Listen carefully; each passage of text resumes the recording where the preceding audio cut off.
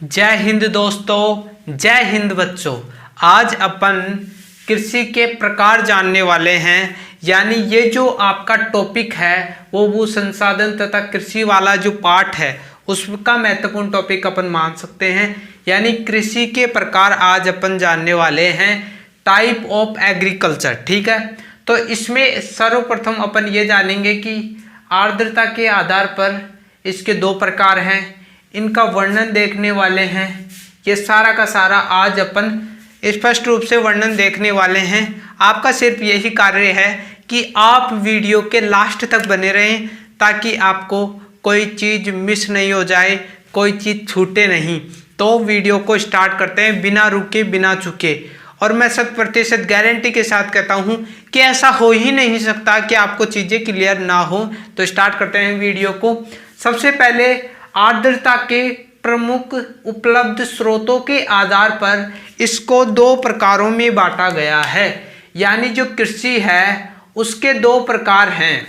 इसके आधार पर, आर्द्रता के आधार पर, यानी आर्द्रता के उपलब्ध स्रोतों के आधार पर इसके दो प्रकार हैं।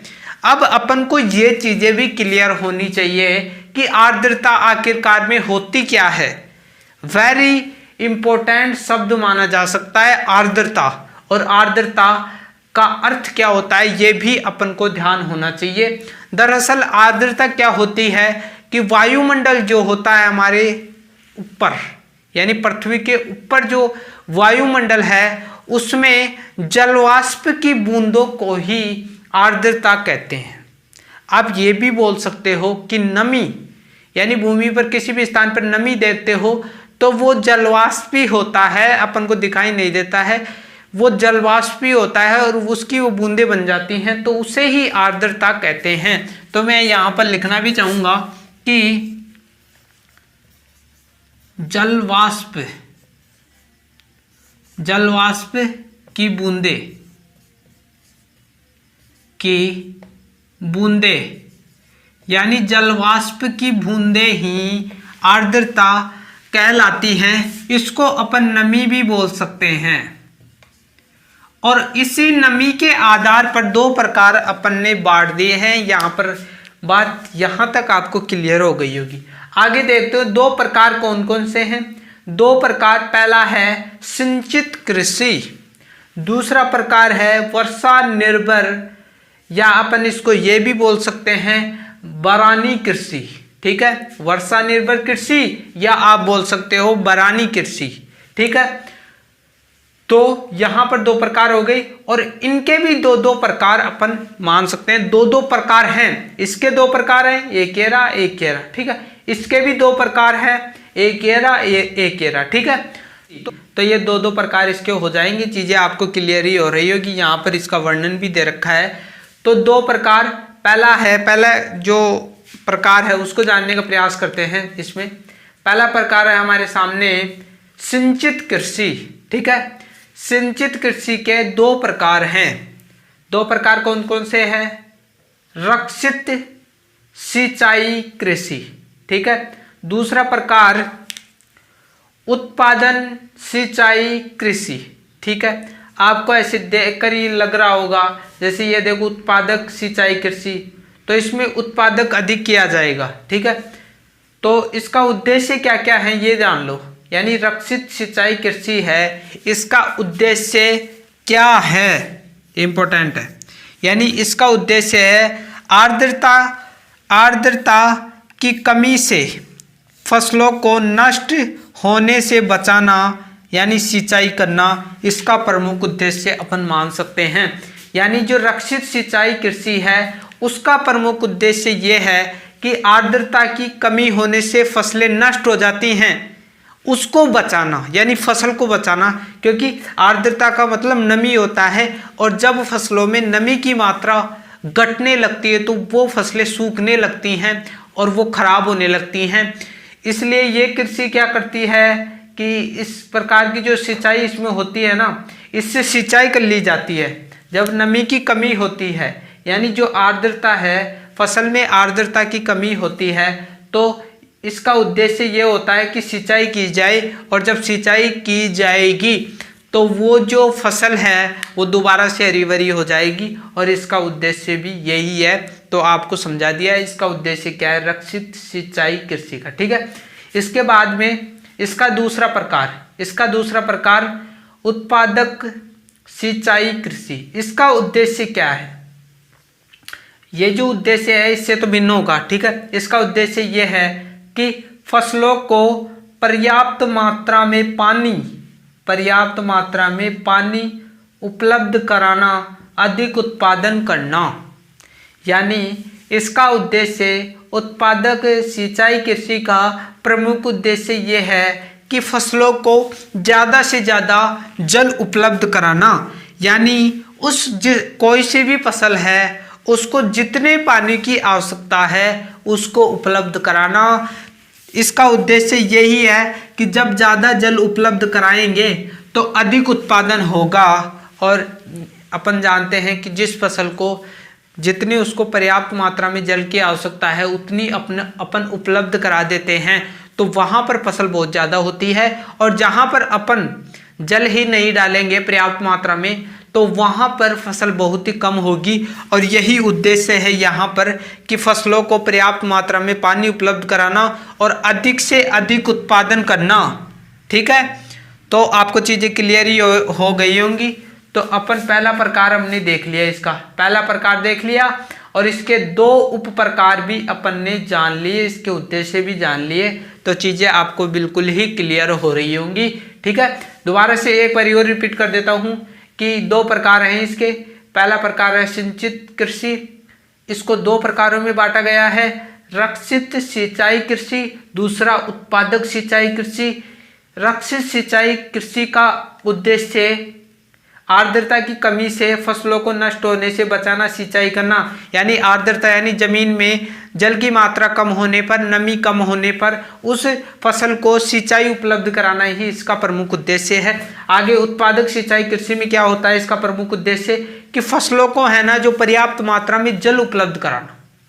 जल उपलब्ध अपन पर्याप्त मात्रा में कराएंगे तो उत्पादन बढ़ेगा, और इसका ये प्रमुख उद्देश्य है। तो आपको चीज़ें क्लियर हो गई होंगी, और मैं बार बार रिपीट इसीलिए करता हूँ ताकि आपको चीज़ें क्लियर ही हो जाए। इसका दूसरा प्रकार देखते हैं, वर्षा निर्भर या बारानी कृषि। ठीक है, इसको भी दो प्रकारों में बांटा गया है,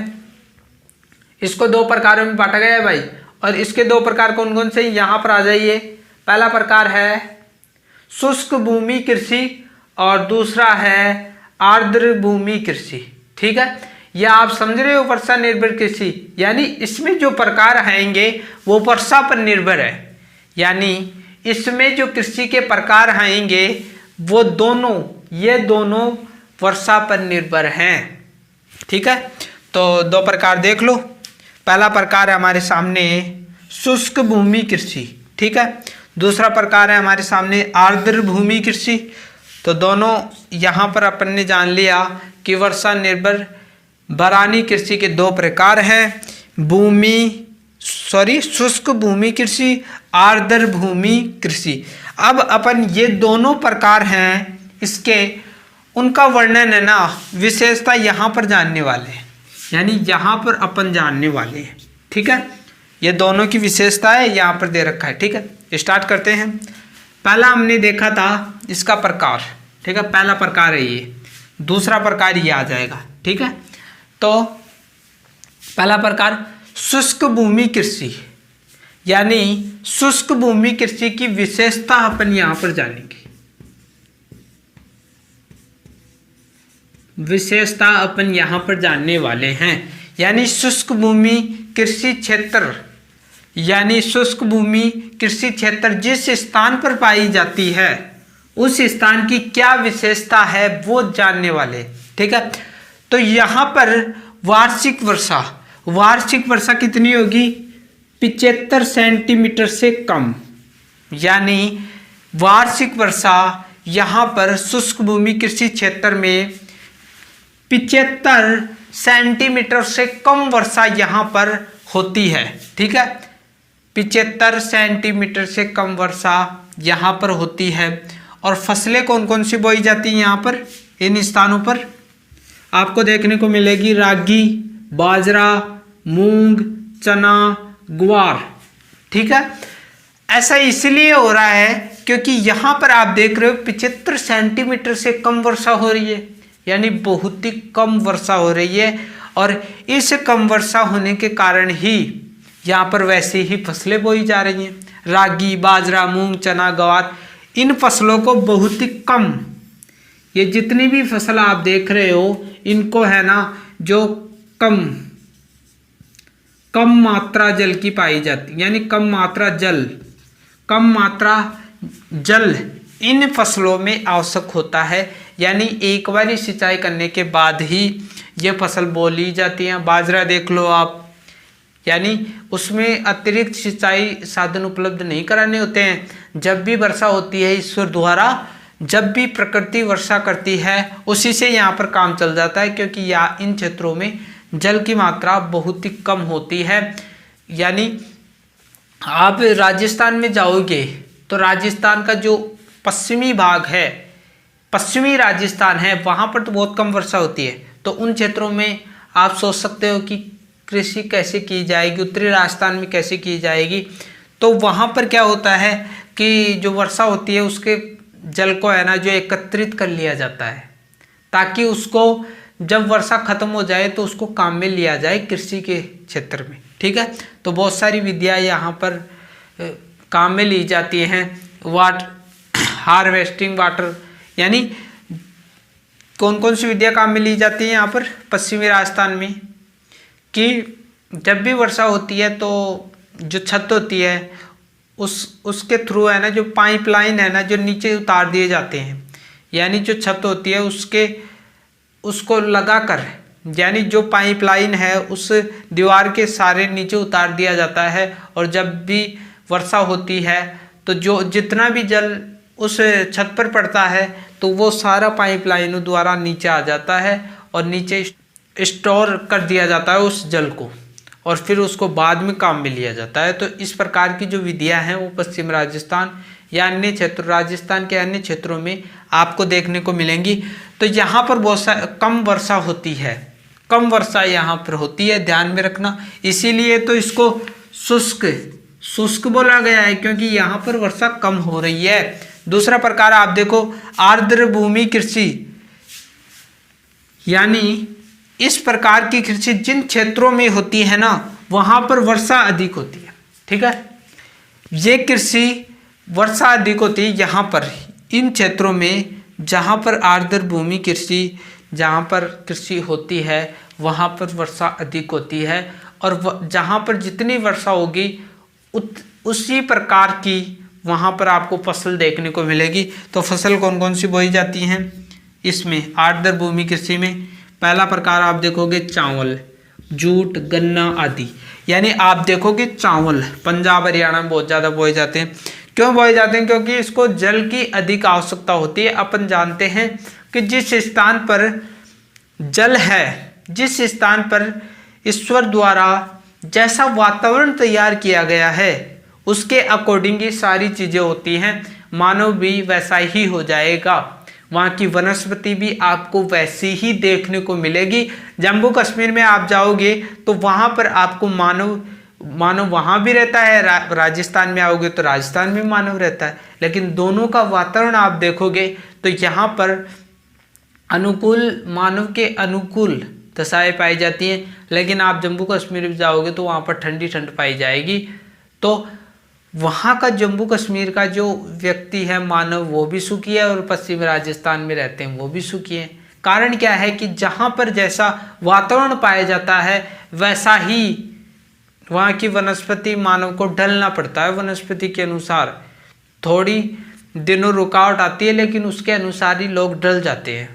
ठीक है, तो यहाँ पर आप देखोगे कि जैसा वातावरण है वहाँ पर वैसी ही कृषि की जा रही है। तो फसल देख लो, चावल, जूट, गन्ना, तो दोनों में डिफरेंट है। यहाँ पर वर्षा कम हो रही है, यहाँ पर वर्षा अधिक हो रही है, और वर्षा अधिक होने पर ये इस प्रकार की फसलें बोई जा रही हैं। चावल आप देखोगे तो चावल को जब उगाया जाता है ना तो सबसे पहले खेतों में है ना जो जलबल लिया जाता है और उसमें पौध लगाई जाती हैं। तो आप सोच सकते हो कितने पानी की आवश्यकता होती है। तो आपको स्पष्ट रूप से चीज़ें बिल्कुल ही क्लियर हो गई होंगी। ये पॉइंट है कृषि के प्रकार, वो बहुत ही इजी पॉइंट है, आपको चीज़ें क्लियर ही हुई होंगी। यदि आप हमारे YouTube चैनल पर नए हो तो आप हमारे YouTube चैनल को सब्सक्राइब करना ना भूलें, बेल आइकन दबाना ना भूलें, बेल आइकन में ऑल को टिक कर दो ताकि हम जो भी वीडियो डालें परीक्षा संबंधित वो आप तक पहुंच जाए। और जब भी एग्ज़ाम लगेगी तो उसमें आपको मल्टीपल्स क्वेश्चंस भी आपको इस YouTube चैनल पर देखने को मिलेगी। जो परीक्षा का जुगाड़ है, ताकि जो बच्चे नहीं पढ़ सके उनके लिए लास्ट में क्या करना है, उनको भी पास कराने के लिए ऐसा कंटेंट लाया जाएगा ताकि चीज़ें सबको क्लियर हो। ठीक है, जो ज़्यादा पढ़ेगा वो ज़्यादा नंबर लाएगा, जो कम पढ़ेगा वो कम नंबर लाएगा। तो चीज़ों को ध्यान से समझो और रोजाना है ना जो आपकी नोटबुक है उसमें प्रैक्टिस किया करो राइटिंग की, यानी हैंड राइटिंग होती है वो ही आपको ज़्यादा नंबर दिलाती है। तो हैंड राइटिंग का भी आप स्पेशली ध्यान रखो।